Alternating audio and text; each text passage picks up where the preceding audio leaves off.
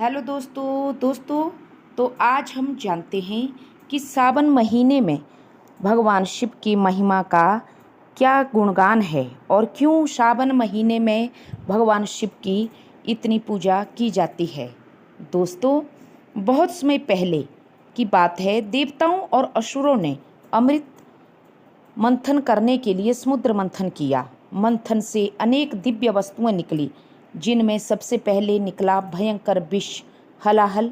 उसका प्रभाव इतना भयंकर था कि तीनों लोग जलने लगे। देवता, ऋषि और मनुष्य सभी भयभीत हो गए। तब सभी देवता भगवान विष्णु के पास पहुँचे। भगवान विष्णु ने कहा कि इस विष से संसार को बचाने की शक्ति केवल भगवान शिव में है। तब सभी देवता दोस्तों कैलाश पर्वत पहुँचे और भगवान शिव से प्रार्थना की।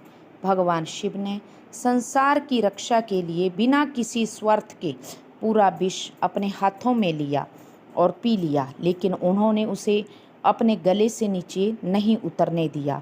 विष उनके कंठ में ही रुक गया, जिससे उनका जो गला था वो नीला पड़ गया और वे नीलकंठ महादेव कहलाए।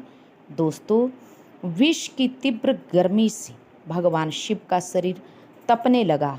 तब सभी देवताओं ने उन्हें शीतलता देने के लिए उनके ऊपर गंगा जल, दूध, दही, शहद और जल से अभिषेक किया। यही कारण है कि सावन के महीने में शिवलिंग पर जल और गंगा जल चढ़ाने की परंपरा मानी जाती है। मान्यता है कि सावन मास भगवान शिव को अत्यंत प्रिय है। इस महीने में जो भक्त सच्चे मन से ओम नमः शिवाय का जाप करते हैं, भगवान भोलेनाथ की पूजा करते हैं, वे भगवान भक्त के दुख कष्ट उनके दूर करते हैं और भक्त के जीवन में सुख, शांति और समृद्धि का आशीर्वाद देते हैं।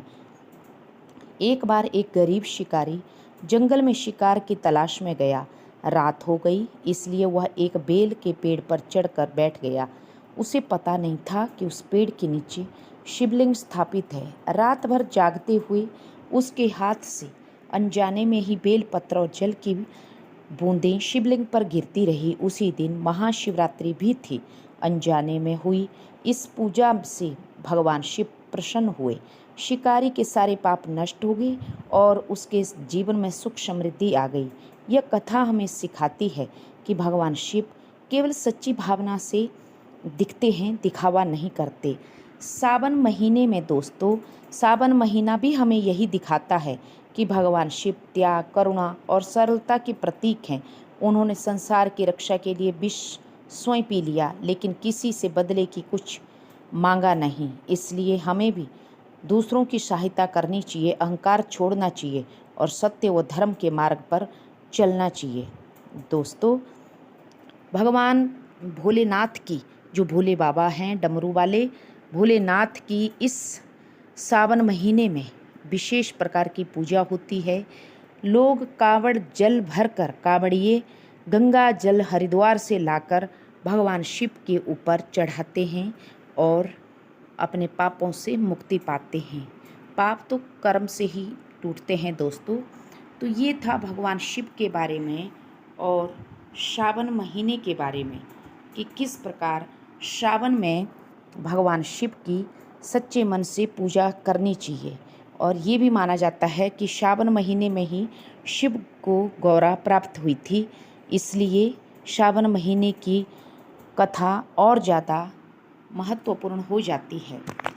तो ये था दोस्तों भगवान महादेव की महिमा के बारे में। आशा करती हूँ आप सबको मेरी कहानी पसंद आई। तो हर हर Mahadev. Please subscribe my channel.